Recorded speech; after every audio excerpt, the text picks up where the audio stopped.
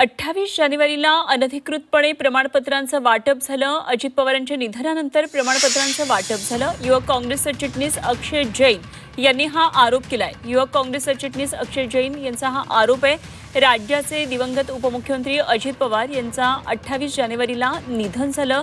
विमान अपघातामध्ये त्यांचा मृत्यू झाला. राज्यात शासकीय दुखवटा जाहीर करण्यात आला होता आणि मुख्यमंत्री देवेंद्र फडणवीस यांनी दुपारी सुट्टी देखील जाहीर केली होती. मात्र त्याच दिवशी अल्पसंख्याक विकास विभागामध्ये डिजिटल प्रमाणपत्रांचं वाटप सुरू असल्याचा गंभीर आरोप युवक काँग्रेसनं केला. युवक काँग्रेसचे अक्षय जैन यांनी काही अधिकारी आणि कर्मचाऱ्यांच्या संगनमतानं डिजिटल स्वाक्षरीचा वापर करून अल्पसंख्याक दर्जाची प्रमाणपत्र वितरित केल्याचा हा दावा केलेला आहे. पोद्दार इंटरनॅशनल स्कूलसह अनेक शाळा आणि महाविद्यालयांची नावं समोर आलेली आहेत. आर्थिक व्यवहारातून नियमबाह्य प्रमाणपत्र देण्यात आली का याबाबत आता चौकशीची मागणी होतीये.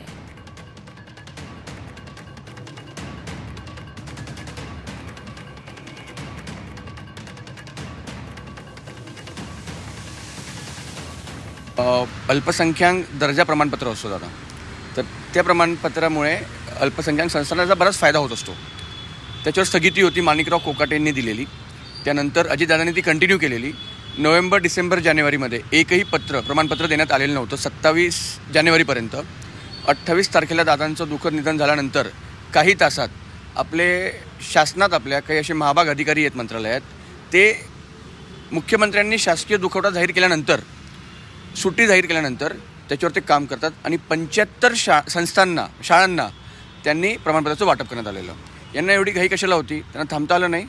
आपल्याच विभागाचे मंत्री आहेत, त्यांचं दुःखद निधन झालेलं आहे आणि तुम्ही प्रमाणपत्र वाटतायत. आमच्याकडची जी माहिती आहे, साधारण लाखो रुपयांचा एका शाळेकडनं पैसे घेतले जातात आणि हे प्रमाणपत्र वाटले जातात.